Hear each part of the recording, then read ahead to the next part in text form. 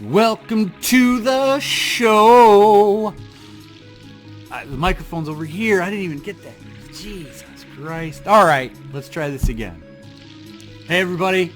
Welcome to Fuck Me. Fuck me. Welcome to the show. Is that good enough? I don't know. Is that outtakes? Is this going to work?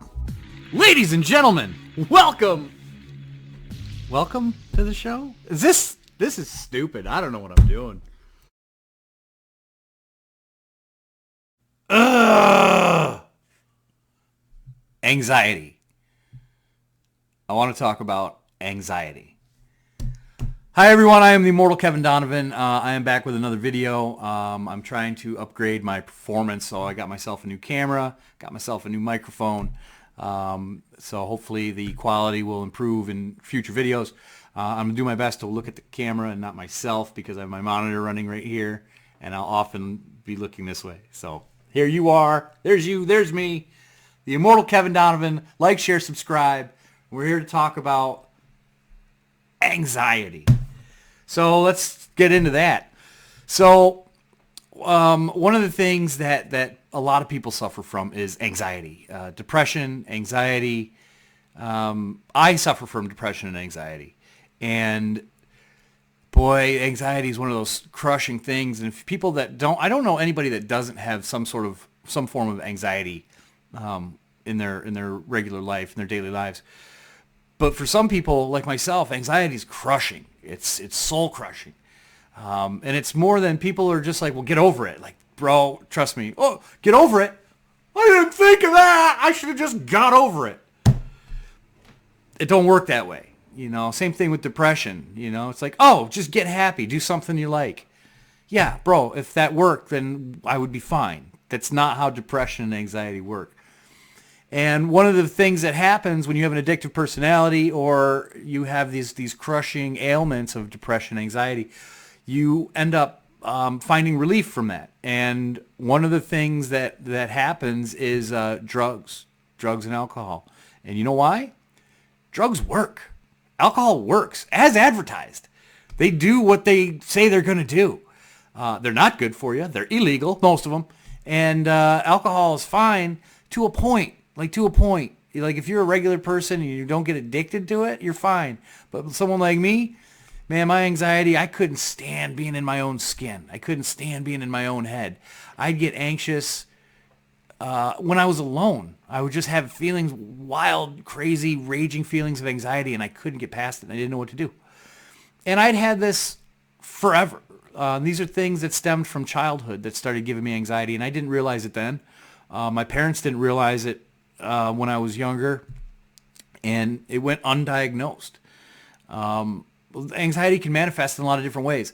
I remember I was a young man in school, and I'd literally sit. I remember thinking this, and as I was in elementary school, and I remember sitting there, and the teacher was teaching the lesson, and I thought to myself, "You're really going to pay attention this time. You're really going to focus, and you're really going to, we're going to get something out of this." And then a second later, I'm like, "Ooh, squirrels." And I was just out of it. And then the next thing I know, the teacher was finishing the lesson and handing out like worksheets or quizzes. And I'm sitting there like, what am I supposed to do with this? I don't know. And then I got labeled as, well, you're dumb. You don't know how to do the work. We just showed you this. You don't know how to do the work. I'm like, I was sitting here, but I was not here. I didn't catch any of that lesson that you just went through. So I had problems. I had problems like that. I got labeled things that were unfairly labeled to me. And then things started compounding, like I wasn't paying, not on purpose, but I didn't pay attention. And I didn't get the lesson. I didn't learn the things I needed to learn. So then I started failing tests or failing quizzes or getting poor grades. And they're like, well, he's slow. He doesn't learn very well. Well, that wasn't the case. I just didn't learn when you showed me what it was. I can learn just as good as anybody else. But I didn't learn at that same... like when you showed me the math problem, I was over here. I was like, hey, squirrel outside. The worst thing for me to do was sit still when I was a kid. I could not sit still. I could not pay attention. I was all over the place. And then I got labeled these things. And then my peers at those ages, young and even up through high school, would label me certain things. And that would add to, I beat myself up because everybody else, I thought I was dumb because everybody else thought I was dumb because I wasn't doing the work, but I wasn't doing the work because I couldn't pay attention. So everything kind of wraps up and compounds as it goes on. And like a lot of things like driving, I don't mind driving. I'm a good driver. I think I'm the only one that follows the rules of the road. We all got the same book to learn how to get a license, but somehow as soon as people get their license, they just chuck that son of a bitch out and they do whatever they want. And I'm like, these aren't suggestions. Stop signs aren't suggestions. You're supposed to do certain things. There's lines on the road that you're supposed to follow. People don't care. The other thing that's flexible is the speed limit, and even that's an iffy, questionable. I'm getting off topic because people that drive stupid piss me off. But it causes anxiety. And it's not me. I'm not worried about me. I'm worried about everybody else that's on the road. They cause me anxiety. I'll be coming up to a four-way stop, and somebody else will be coming up. I'm staring at them. I know what I'm going to do. I know I'm going to stop at the stop line. I'm going to wait. And if they beat me to the stop sign, I'm going to wait for them to go first. If I beat them to the stop sign, I'm going to go first. I don't know if they're going to follow the same rules I'm going to follow. So it makes me nervous, like, wait, who's going to go? Whose turn is it, really? Like, we both came to the stop at the same time. The person on the right goes, or the more main road would go. Or usually, you give that driver's like, hey, go ahead kind of thing. But it gives me, that starts building up slight feelings of anxiety, and little things like that. And when you get those slight feelings of anxiety, if you have many of those moments throughout a day, you find out that at the end of the day, you were anxious all day. And you always had that feeling. And by the end of that day, all you want to do is escape that. You want to get out of that. And a lot of people turn to the bottle. They turn to drugs. They turn to whatever their addiction is. And the people that don't do that, I admire because they found other ways to deal with their anxiety. Now, there are a lot of ways to deal with anxiety. There's there's other relaxing things you can do. Find something that's productive for you. A hobby, arts, crafts. I build and race RC cars. I like to tinker. I like to, turn screws and turn wrenches, but maybe woodworking or something like that. My therapist tells me that meditation is a great thing to do. Meditate and calm your mind, quiet your mind that way. I'm sure that works, but with an ADD type mind and an always kind of mind, meditating's hard, and it does take practice. Once you do practice, then you can get into it, and it makes life better. It does. I'm just bad at meditating. I'm bad at sitting quietly. The older I get, the slower I become as far as I just have less energy to just go furious. So I tend to be able to calm myself down more. And for me personally, I'm just able to start breaking down my thoughts and understanding what my thoughts are and how it's making me feel. And I can correct that now as it's happening almost. Like I've been working on this for a few years to try and catch those feelings of anxiety, catch those thoughts, catch those negative vibes, whatever it is. Grab it, analyze it, understand it, try and release the badness into the ether, let it go, and then deal with what I can deal with. Because you can only deal with the one thing at a time of what's in front of you. A lot of people build up a lot of anxiety because of things coming in the future. You can't deal with that yet. You got to cross that bridge when you get to it. You can prepare yourself, but then you got to put it out of your mind and quiet yourself because you can't get to that yet. And a lot of people drum up shit from the past. I know every time I lay down to go to bed, my brain's like, okay, you going to bed? I'm like, yeah. My brain's like, all right, we're going to go to sleep now. Great, man, thanks. And all of a sudden it's like, by the way, here's 100 moments from your past of the most embarrassing things that ever happened to you. Blah, blah, blah, blah. Get out of my brain. Why are you doing that to me? It kills me when that happens. And then you're just like, man, I just want to rest. And all of a sudden I'm thinking about the time that, something dumb that happened. I don't know, some situation in school or I was talking to a girl and I said something awkward and weird. And she looked at me like, you're fucking awkward and weird. And I'm like, well, yeah. And I'm like, and then now that I think about it, and I grab those thoughts, and I'm like, all right, that time I talked to that girl, and it was awkward and weird. First of all, that happened almost 30 years ago. You were 10 when you were talking to that girl because you kind of liked her and you wanted to say something, but you didn't know how to talk to girls when you were 10.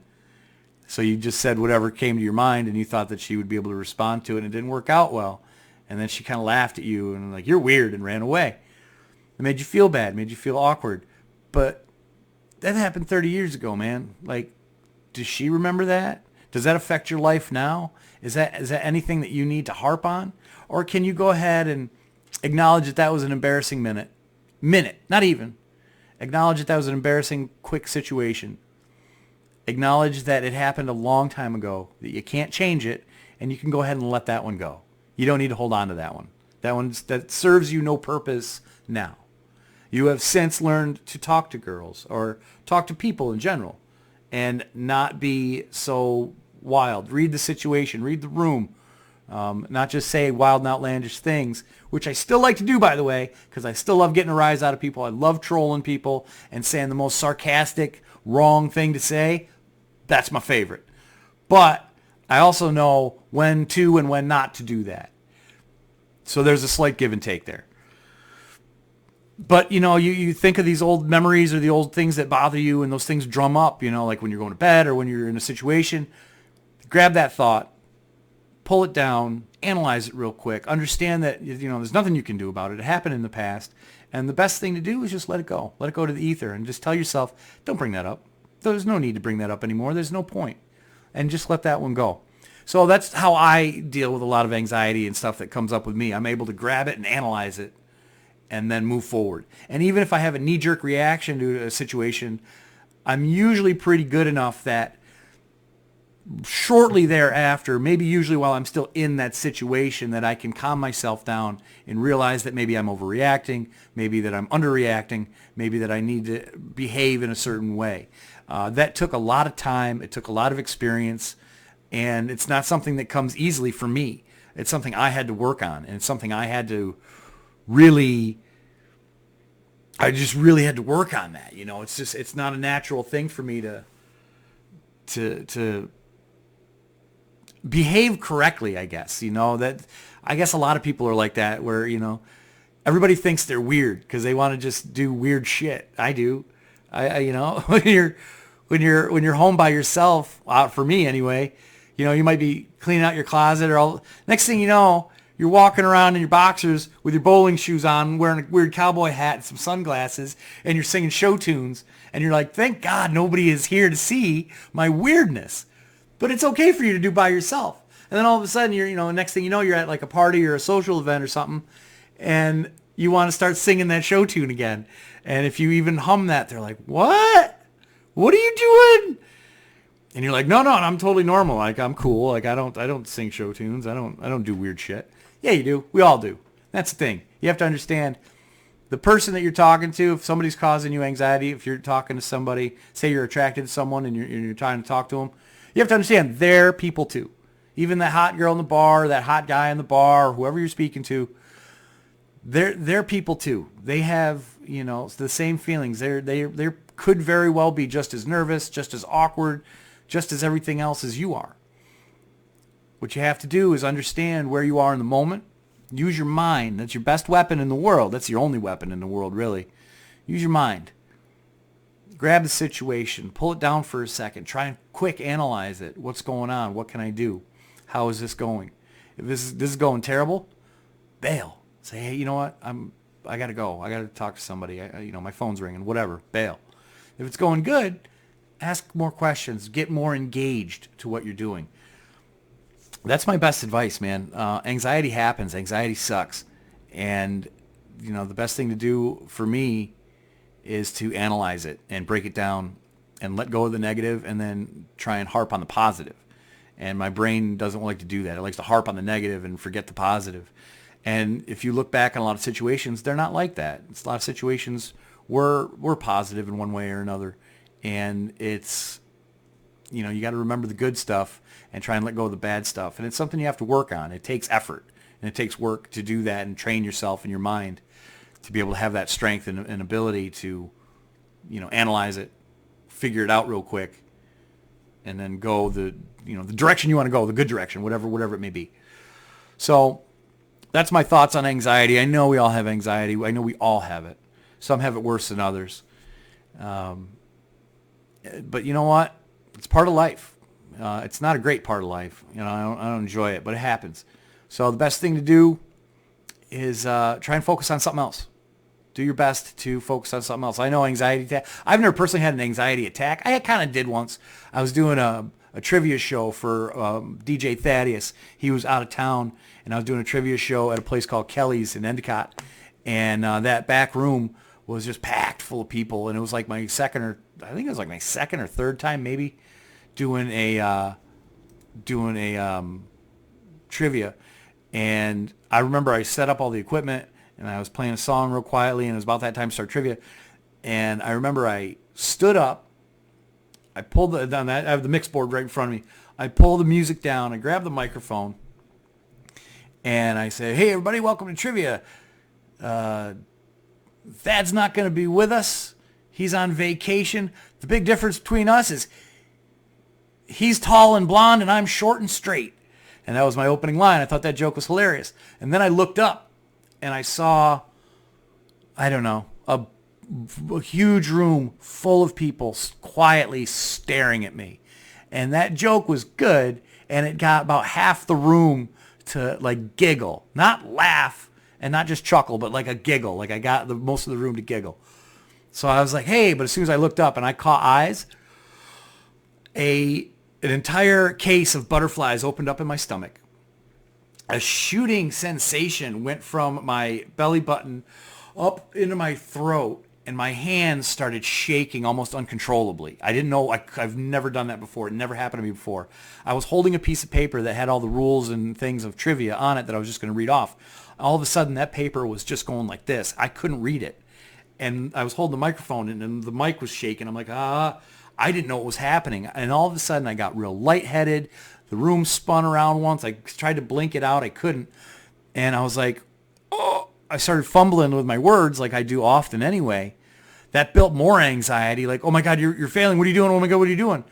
I literally, my knees got weak.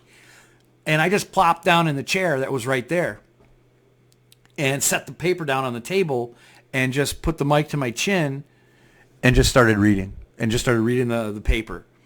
And it was just the rules of trivia and whatnot. And I read through that, and I said, I'm going to play another song. Everybody come up and get your pencils and paper, and then we'll get going in a little bit. And I put the mic down, and I hit play and turned the music up. And I sat there, and I was shaking. That was the biggest anxiety attack that I'd ever had. And I'd never felt anything like that. And it was a wild rush of fear, I guess. And that's not the first time I've been in front of a group of people with a microphone, but for whatever reason, maybe it was the atmosphere, it was super quiet, I don't know. I'd psych myself out. Boy, that one got me.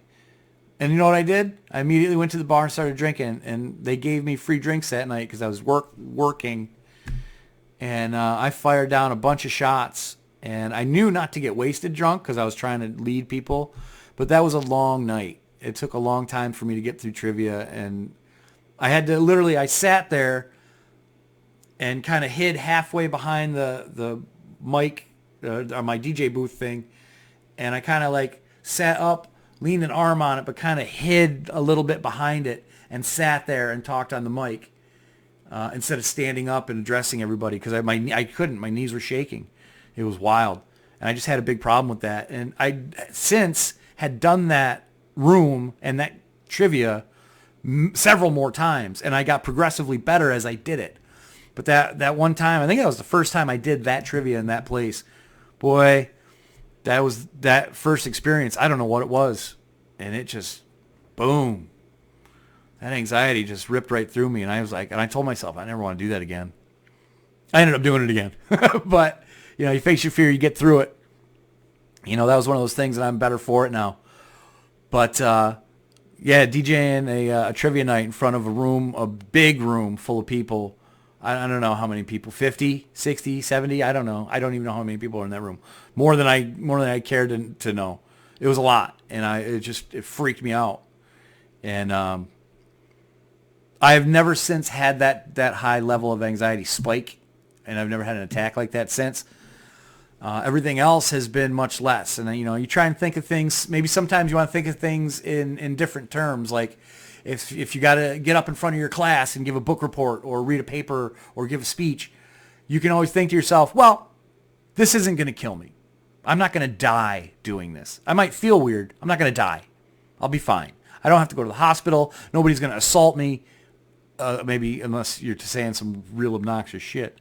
But you know what I mean? You're going to be okay. You're physically going to be all right. And I take comfort in things like that. If I get up, I'll be like, listen, if I flub this and I start blubbering like an idiot, the worst case scenario is I just shut it down and say, sorry, I'm having technical difficulties, and shut it down. That's the worst case scenario. That's not going to harm anything or anybody. So, you try and think in worst case scenario. Sometimes people make up worst case scenarios that are far worse than what it really could be. Don't go too far with it, but understand that, what you're doing may not be life threatening. If it is life threatening, if you're in the military and it is life threatening, there's a whole different level of psychology you got to go to. There's professionals that you need to go talk to about that stuff. I'm just a guy that was an alcoholic who's getting sober and dealing with my own anxiety. And like I said, I just analyze myself. And then I go to my therapist and I talk about those situations. I talk about those things and I tell him what happened. And I ask him, how would you have done it? Was this the right thing? Was that the right thing? And I get through it. And I know that, things aren't going to kill me. And I get nervous on the road, but I usually let it go. I'm able to analyze it, understand it, and let it go. And I think that's the best way to deal with anxiety. Same thing with depression. Depression hits me, and one of the things I found that gets me out of depression is going and taking a shower and start cleaning. I start with my own personal body. I jump in the shower, take a shower, put on some clean clothes. Then I come out of the shower. Well, actually, while I'm in the bathroom, I'll shave too, I'll trim up the face. I know I'm shaggy right now. It looks terrible. Forgive me. But I'll trim up the face, I'll get the razor out. I'll clean myself up, slap on some deodorant, put on some clean clothes. I'll come out and be like, maybe I'll do the dishes in the sink. And maybe I won't go crazy. Like I'm not going to clean everything. But I'll start, maybe I'll just put the dirty dishes in the dishwasher. Maybe I'll take the clean dishes out of the dishwasher. Start with something simple. And then you're like, well, I did this. I can do this. So I got the clean dishes out of the dishwasher. And I'm like, well, you know what? I'll just rinse them real quick and I'll put them in the dishwasher, the dirty ones in the sink. So I'll put the dirty ones in the dishwasher.